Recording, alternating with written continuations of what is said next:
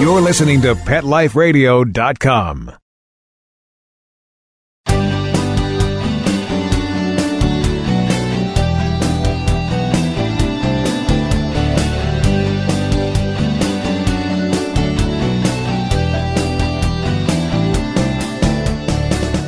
Welcome to Max A. Pooch's Awesome Animal Advocates on Pet Life Radio. I'm your host, Keith Sanderson, animal advocate, writer, and human companion to Max A. Pooch, canine crusader for animals and the environment. Max and I thank you for joining us, and we dedicate this episode, as we dedicate every episode, to those amazing people who work to save the lives and/or improve conditions of companion, domestic, or wild animals.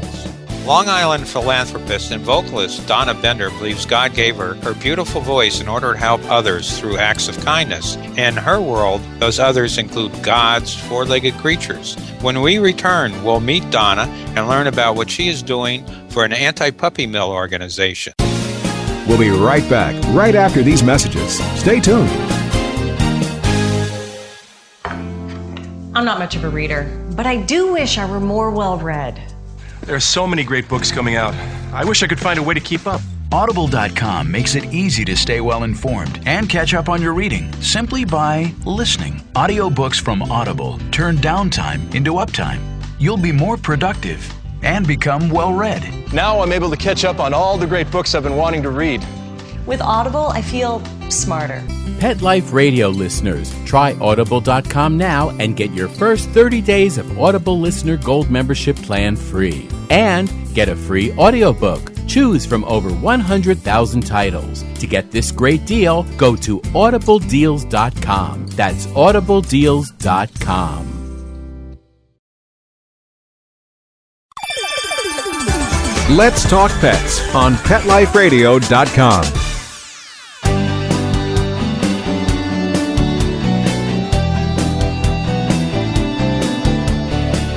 Welcome, Donna, to Max A. Pooch's Awesome Animal Advocates. Hello, Keith. Thank you very much for having me. I'm really glad that you could be with us today. I want to tell our audience that you have a CD titled Christmas Giving of the Heart that includes 12 songs you recorded. And I listened to it, and I really have to congratulate you. The CD is outstanding. Your voice is beautiful, and I especially enjoyed listening to you sing What Child Is This? Why did you record the CD, Donna? I understand there's an anti-puppy mill organization involved in this too? Yes.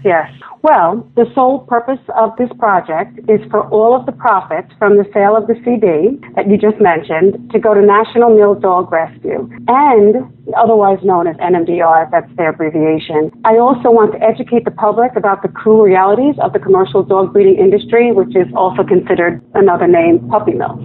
And how did you become connected to the National Mill Dog Rescue Organization? Well, it's interesting. I live on Long Island, and I was driving out east on the North Fork one day, and I happened to cut in traffic, of course, in the summer, and I came across some picketers in front of a pet store, so I stopped, and I met my now very dear friend, Barbara Dennehy, who is involved with changing New York State legislation regarding pet store sales on her own, and she's the one that turned me on to the amazing work that NMDR does. That's how I came connected to them and decided to have them be the beneficiary of the project. Well, that's great. And for our audience who may say, what's wrong with buying that cute little doggy in the window? Can you give us a few reasons why maybe there is something wrong with that, or definitely there's something wrong with that?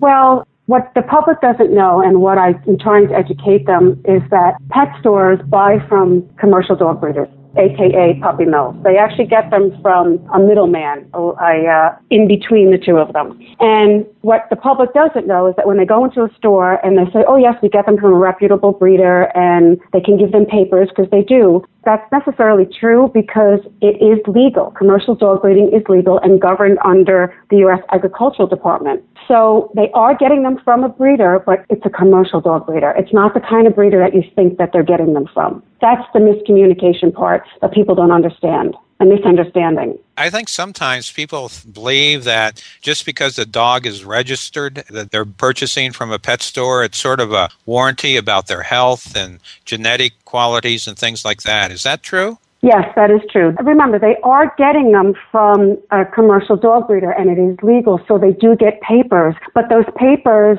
it just pretty much shows what the dog's name is and what the parents are, but they're not the same kind of dog that you would be getting if you went to a reputable breeder, which I can explain to you what that difference is. Yeah, would you do that? I think there's some confusion sometimes. Yes, there definitely is. And, I fell victim to this, my husband did rather, about a long, long time ago. We went to a pet store and I remember saying to him, babe, I think that they kept them from commercial dog breeders, and I don't think that's a good thing. I didn't even know exactly what that actually meant.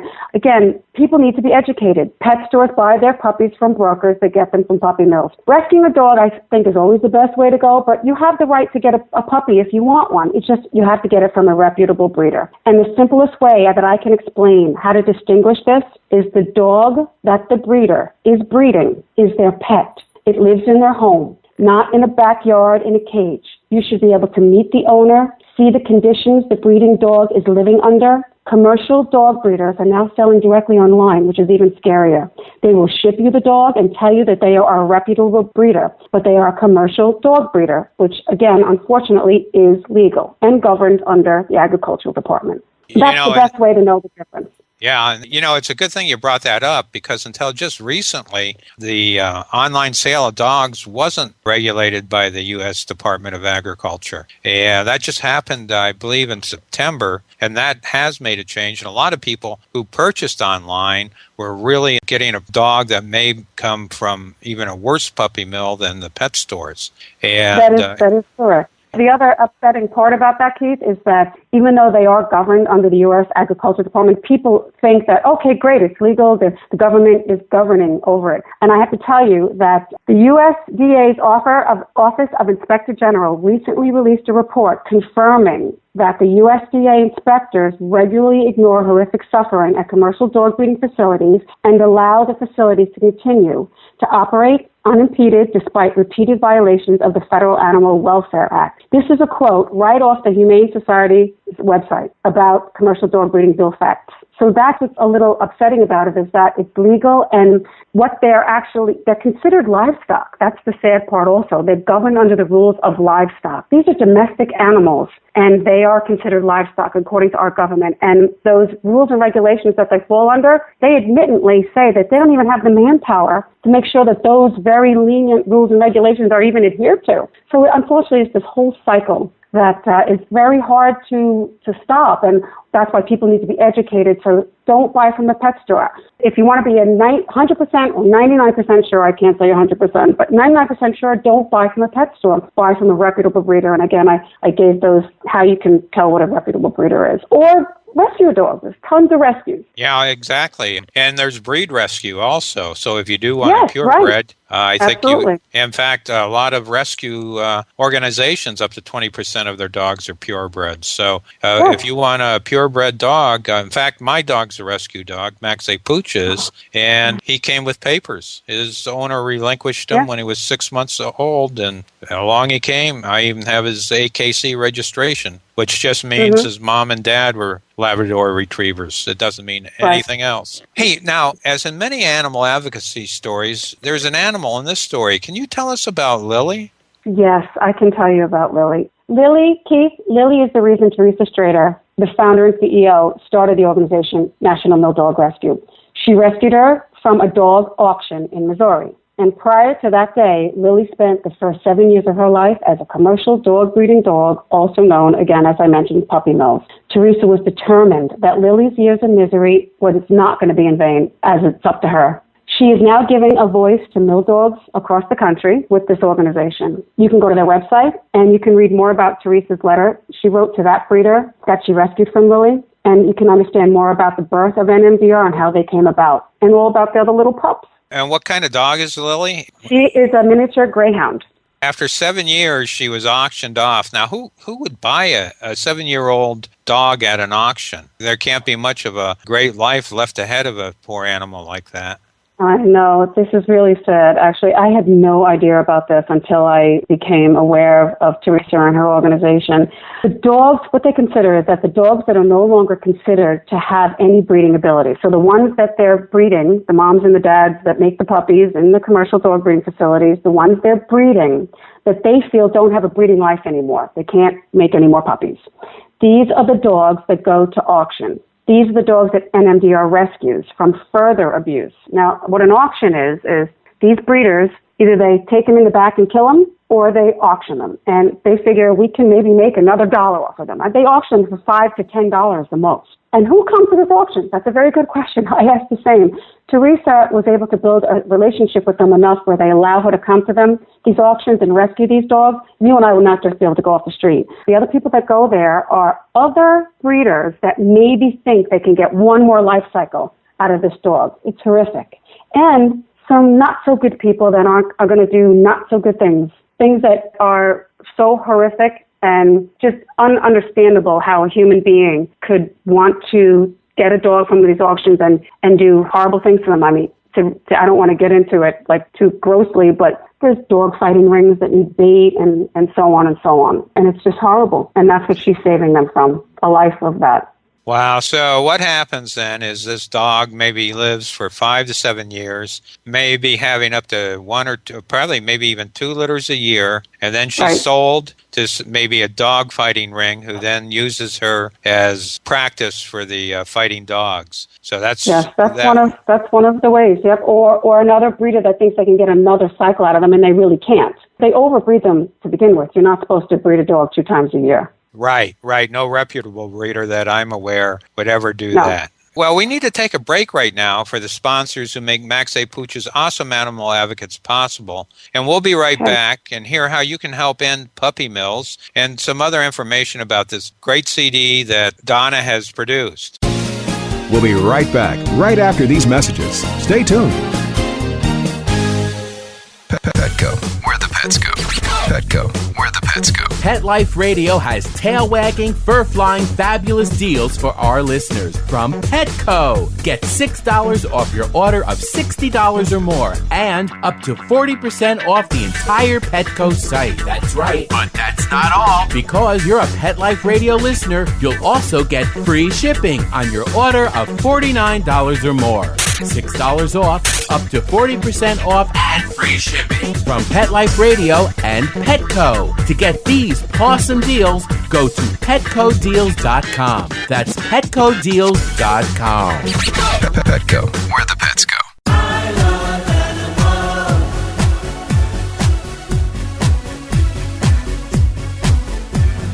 They are my friends. They are my children.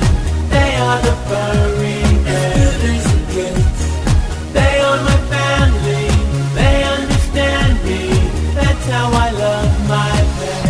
I Love My Pets, the new single by Mark Winter, available on iTunes. Hi, I'm Dr. Jeff Werber from Ask the Vets with Dr. Jeff here on Pet Life Radio. We want to hear from you. Listen in. We're on every Thursday, 1 o'clock Pacific Time, 4 o'clock Eastern Time here on PetLifeRadio.com. We are one of the only live shows on Pet Life Radio, and I'm here to answer your questions. So you can call in at 877-385-8882, or you can drop me an email to drjeff@PetLifeRadio.com, and hopefully we'll see you here on Thursdays. Let's talk pets. Let's talk pets On Pet Life Radio. Pet Life Radio. PetLifeRadio.com.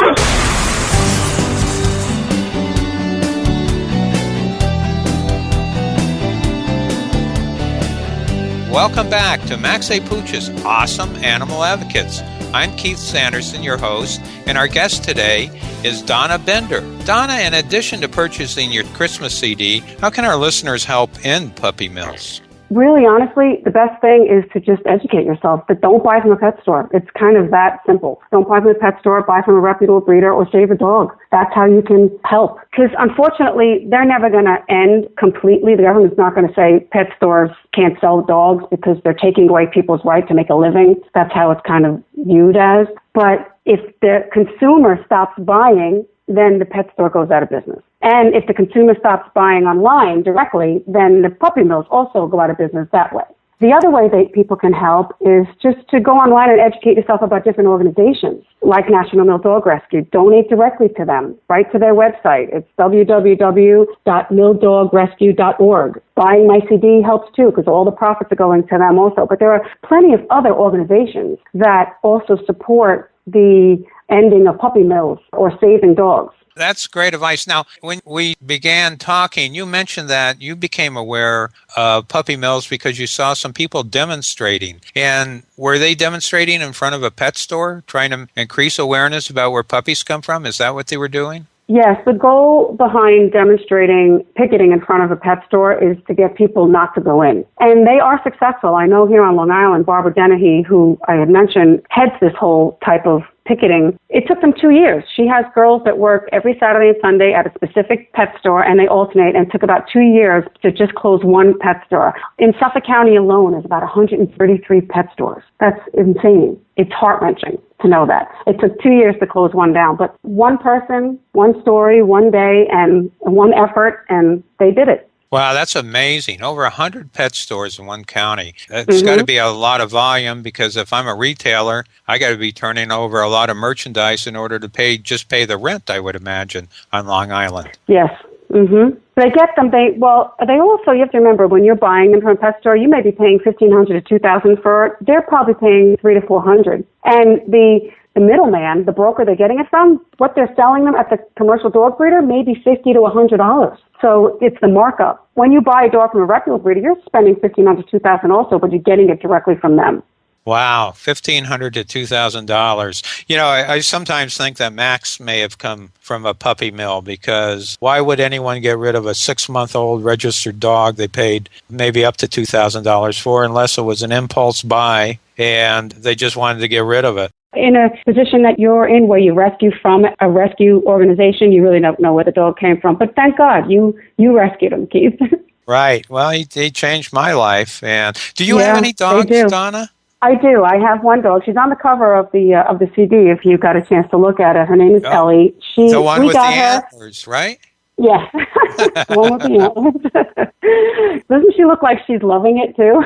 Yeah. She's actually miserable. She was not so happy with the antlers. But I got her 6 years ago from a reputable breeder on Long Island. Actually happens to be a friend of ours. I would have rescued a dog, but I did not know at the time so much about rescue. Although when I was growing up, we always rescued dogs. But my husband wanted a puppy, and he wanted something that was hypoallergenic because he's highly allergic. But I did know to go to a reputable breeder, and she is from a reputable breeder. I went to their home. I saw that she was their pet. I saw her mother, Ellie's mom. I saw the environment she lived in. That is what a reputable breeder is. You need to be able to go see it. And most likely, the breeder wants to meet you. They're giving you their, grandchild, so to speak. They want to meet you. They want to know where that dog is going and how it's going to be treated. A lot of times, they'll stay in touch with you. Right. And many times, if for some reason you have to give the dog up, they'll want it back rather than see it go to some place that might not be a happy ending for it. Yes. Hey, to change the subject a little bit, when I was looking at your CD, I noticed that you dedicated it to your father. And in the dedication you write, "Thank you, Daddy, for teaching me to close my eyes and feel my way." And, that really struck me. Your father must have been quite the man. It sounds like he had quite an influence on you. Can you tell us about him? Sure, yeah. He was really special. I don't know if you had a chance to go to my website or not, but my whole bio is there. I was adopted from Italy when I was 6.5 months old through Angel Guardian Home in Brooklyn and Italian immigration to Louise and Harry Bender of Massapequa, Long Island, where I've lived my entire life.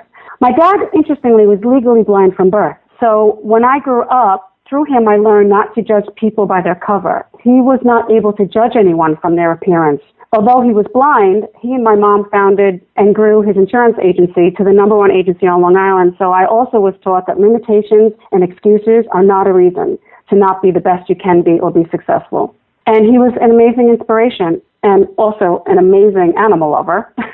We had plenty of them. He was a great man, and I was very blessed to be adopted into a wonderful home. I didn't know that part about it, but I can really relate to that. When I was in college, I had an eye injury, and I was immobilized in the hospital for almost 2 weeks with patches on my eyes so I couldn't see. And all I could go by is the sound of someone's voice. There was a young boy, I thought maybe 11 in my room. It was a semi-private room. And we got along fine, talking about fishing and everything. When I had my patches removed, I found out that he was a mentally handicapped adult. And I was never as comfortable talking to him, knowing, because my conversation became fake, like, how do I talk to this man? But when I didn't see him, it was just like, how do you talk to an 11-year-old? You talk, Exactly. It was it. That's exactly correct. Exactly. When you're in that environment your entire life, it just becomes a part of you. It's second nature for me. And it's a blessing. It really creates a certain sense of sympathy and just not judgmental. I really don't judge people at all by how they look. That is a great story. And Donna, I ask each of my guests this question, and how, with all the human misery there is in the world, can you spend time, money, and resources advocating for animals? I know a lot of animal advocates do get asked this question by people who sometimes aren't as understanding. Mm-hmm. That's a very good question, Keith. Very good. Well, there are at least 70 means-tested poverty programs in this country to help unfortunate people. There are no programs, to my knowledge, like that for animals. We, humans, domesticated animals. We made them dependent on us. We have to take care of them. We have to be their voice. The government is helping the humans. Philanthropists like me, I like to say, need to help the animals. That's kind of how I feel about that. Well, that's a great answer, and it's certainly one that I think reflects on someone who's kind, because as another guest on the program told me, is that kind people are kind to everyone, not just people or animals. So, right. I like that. Yeah, I thought that was a very good answer. Now, how can I order the CD? Well, currently you can order it from my website, www.donnabender.com, and my name is spelled not the traditional way of Donna.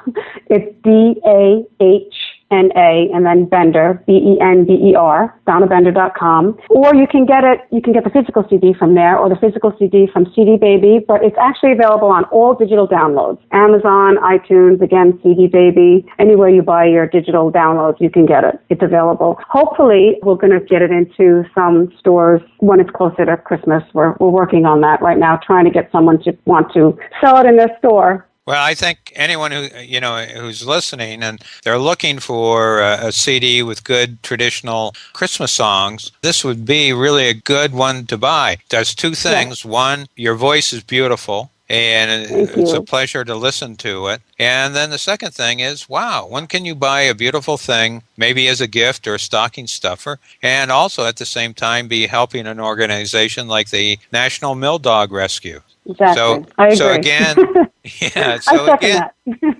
what's the address? For National Mail, it's www.milldogrescue.org, and mine is www.donnabender.com, DAHNABENDER.com. Well, I hope everyone who hears this goes out and purchases the CD or downloads it. And, we've run out of time. Max A. Pooch and I want to thank you, Donna, for being with us today. Thank you so much, Keith. I really appreciate the opportunity to be on your show and care about what I'm doing and letting the world know that this is something that everyone needs to take part in and do their part and help. I really thank you. And you're welcome. So have a good day and sell 1 million CDs. Okay. We want to thank you, our listeners, for spending your valuable time with us. You're all fantastic, and we hope you tell your friends about awesome animal advocates. And a special thanks to Mark Winter, co-founder and executive producer of Pet Life Radio, and our sponsors for making this episode of Max A. Pooch's Awesome Animal Advocates possible. I'm Keith Sanderson, host and creator of Max A. Pooch's Awesome Animal Advocates, saying thank you to all those animal advocates who work so hard on behalf of those who can't speak for themselves. Max A. Pooch gives them 5 big tail-wagging woofs. Let's Talk Pets, every week on demand, only on PetLifeRadio.com.